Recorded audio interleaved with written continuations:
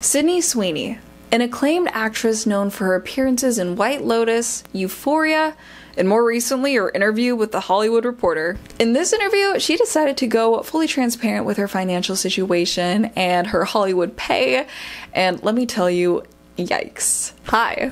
Hello, I am back and I am here for another video. If you are new to this channel, thank you so much for showing your lovely face. In this channel, I like covering financial topics, environmental trends, and living in the city. You know the drill. My name is Rin, and let's dive right in. Before you Sydney Sweeney stans come for me, I feel like I have to preface this video by saying I am a huge fan of Sydney Sweeney's work, especially in Euphoria, like Soleil. But holy moly, it was a doozy seeing her, or just seeing that Hollywood Reporter interview where she pretty much exposed her privilege and how she lacks the self-awareness when it comes to finances. I would highly recommend checking that interview yourself, but to quickly summarize it, she pretty much talked about how she is frustrated with Hollywood pay and how actors and actresses aren't getting paid as much as they used to, and also how she can't afford to take a 6-month break from acting. And just to add a little context here, months ago she purchased a $3 million house in LA, and one of her more well-known hobbies is fixing up old cars. Based on how it seems, and by the way, I am not a financial advisor, so take this with a grain of salt, she did buy a house, an expensive house, without having a decent safety net. It kind of gives me the same energy as a kid fresh out of college, just got their first corporate job, and bought a brand new BMW with their big kid money, just because they could buy it. But just because they could buy it doesn't actually mean they could afford it. Going back to Sydney Sweeney, and to shed a little light on her background, her mom was a lawyer and her dad worked somewhere in the medical field. However, the dead giveaway that she grew up wealthy, or at least upper middle class, was the fact that she went to a private school in Spokane, Washington, where tuition is $22,000 a year. Now, to put it into perspective, a year of tuition at a private school would cover 4 years of in-state tuition at the university I went to. From what it seems, Sydney Sweeney has always been financially comfortable, being at least upper middle class growing up, and then making boatloads of money once she started having a successful acting career and booking major roles. I don't know about you, but it's really hard for me to feel pity towards someone who's trying to maintain a lavish lifestyle while playing the woe is me card.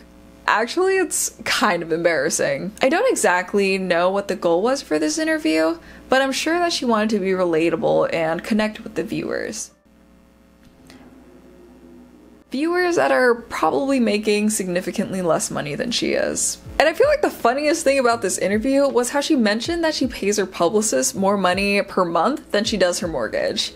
Like, if your publicist let you do this interview, at least you know where to start when you need to cut back on spending. If you're enjoying this video so far, why don't you consider giving this video a big thumbs up? I would really appreciate it. Plus it's free, so you really have nothing to lose. Anyways, on with the video.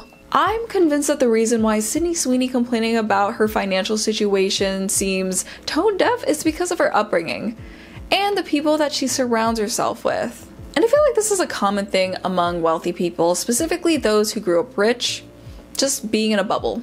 Believe it or not, many wealthy people don't consider themselves as wealthy. In fact, a lot of them would consider themselves as middle class. Whatever middle class means nowadays. Now, what constitutes as wealthy is based on one's perception of wealth, as well as the background of the observer. And I feel like the best way to explain this is with an example. Growing up, I lived in what I would consider a humble one-story house, and I shared a room with my sister. Looking back, I was actually really embarrassed about my home situation because I felt so poor compared to all of my friends with 2-story houses and their own rooms.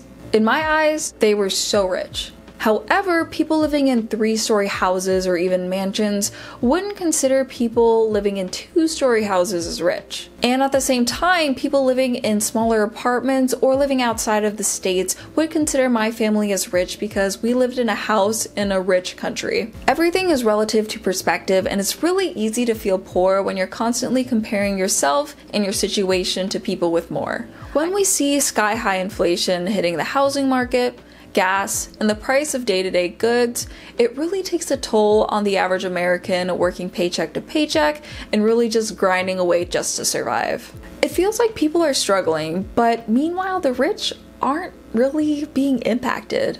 And it makes me think about that one motivational saying. Beyonce has the same 24 hours in the day that we do. You're given one life and it's up to you what you do with it. You can literally go in any direction. First of all, this is giving me 2015 girl boss era, and I don't know if I want to revisit that. But actually, yeah, everyone does have 24 hours in the day. But most folk don't have the same 24 hours as the super rich. Wealthy people have other people cleaning for them. They have personal chefs, nannies, personal assistants that manage their schedules and book appointments for them, which saves them so much time where they can allocate towards their businesses or other ventures. However, regular people don't have those luxuries. They have to spend their time cooking and cleaning and taking care of themselves and others, which leaves them with so little time at the end of the day where they can put towards hobbies, learning a new skill, or even a part-time job or gig work because, let's be real, minimum wage hasn't cut it for like the last few decades. Whenever I start comparing my financial situation to rich folk, which I know is like a horrible thing, I don't recommend it, so don't do it. But when I compare myself to specifically those that come from generational wealth and never experienced a day of financial instability in their lives, like think the Kardashians and Elon Musk, I realize that the playing field is not equal, and it will never be equal. The opportunities that wealthy people are born into are staggering, to say the least. Not only do they have enough financial security to cover multiple lifetimes, but they also likely have family connections or a family name that they can leverage to build wealth. So the idea that wealthy people or even celebrities are just telling people to work hard is such a bold statement. Also, I gotta admit, when I saw billionaire Kim Kardashian say, I have the best advice for women in business. Get your up and work. It seems like nobody wants to work these days. That's so true. You have to surround yourself with people that want to work. First of all, absolutely iconic, but holy moly, she was torn a new one after that interview became public. I don't know if that's something someone should say if they can earn more money from doing one Instagram post than most people make in a year. Now, my feelings don't really apply to people who came from humble beginnings and made their wealth through their own merit. I am all for a TED Talk on success and defying the odds when it comes from someone who really built something out of nothing.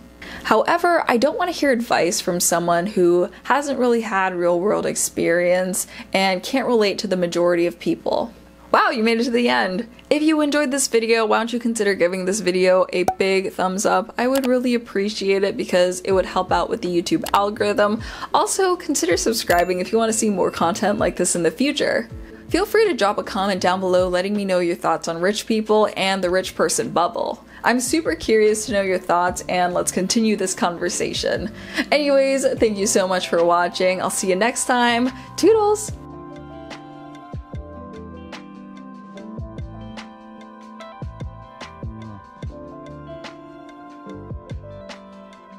At the end of the day, we're all going to be forgotten in like 2 to 3 generations, so does anything really matter?